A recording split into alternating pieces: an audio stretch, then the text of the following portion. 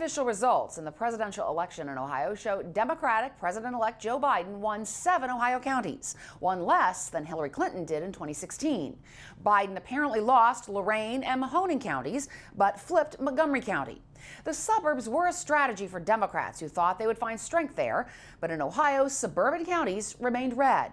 Statehouse correspondent Jo Ingles checked back in with some who were hoping to mobilize a particular group of suburban voters to their candidate. While Ohio voters chose to re-elect President Trump by approximately the same margin he won a few years ago, there was a difference. Some suburban areas were less red than they've been in past elections. And these ladies, who are part of a national group known as Red, Wine, and Blue, think women were the key difference. So it turns out, if you look at the county-wide data, that almost every suburban county moved in the Democrats' direction. Delaware County narrowed the gap with Republicans by 9 points. Warren County narrowed the gap with Republicans by 7 points. In fact, all of the counties where we focused our attention with Red, Wine, and Blue, we saw movement in that direction. And Katie Paris, who's based in Shaker Heights in suburban Cleveland, says the exit polling was even more remarkable when you look at white college-educated women. They moved 37 points from 2016. According to the exit polls, white college women voted for Trump by 17 points. In 2020, they supported Joe Biden by 20 points. So that's real movement. We're excited about the progress that we've made. If we could do this much in 18 months, imagine what we can do by 2022. While Paris says some suburban areas might have shifted from red to pink because of suburban women, Republicans who were part of an Ohio Women for Trump bus tour say suburban women are still with them because of where they stand on the issues. I think denouncing law and order just did not go over well with suburban women. I have a 16-year-old son. I want to know that, God forbid, if he got into a car accident and had to call the police, that they were going to show up and make sure that everything was okay. And I think that is just multiplied across the state, especially for suburban moms.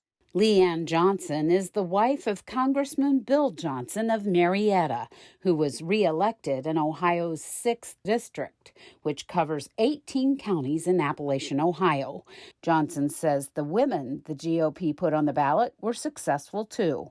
So, looking at it, not just in Ohio, but nationally, the Republican women in the House doubled their numbers.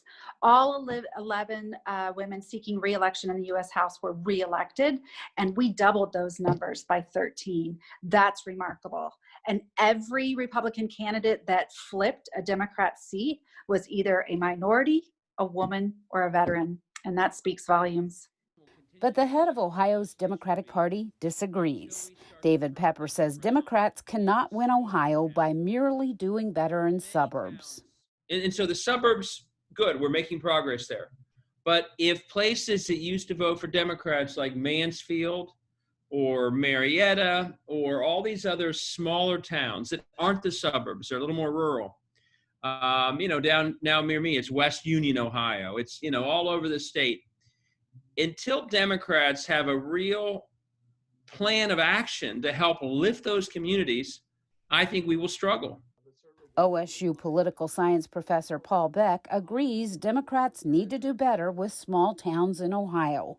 But in the effort to gain suburban women, he says Democrats lost support from one of their key constituencies. One big difference in Ohio compared with perhaps the national picture is that union households in Ohio were considerably more for Trump than was true nationally. Nationally, they were Biden supporters, a majority of them. In Ohio, a majority of them were Trump supporters. And you see this, by the way, in the results that appear from Mahoning Valley, both Mahoning County and maybe Trumbull as well. That white industrial workers, largely males, but not entirely males, are very much enamored of President Trump, and much less so of any Democratic nominee. Democrats held on to gains they made in the suburbs in 2018 when they gained a net total of 5 seats in the Ohio House. And they added a seat in Westlake in suburban Cleveland, with Monique Smith beating Republican Representative Dave Greenspan. But Republicans picked up 3 seats that had been held by Democrats in rural southeast Ohio, in extreme northeast Ohio, and in the Union-strong Mahoning Valley, where incumbent Gil Blair was knocked off by Mike Loychuk.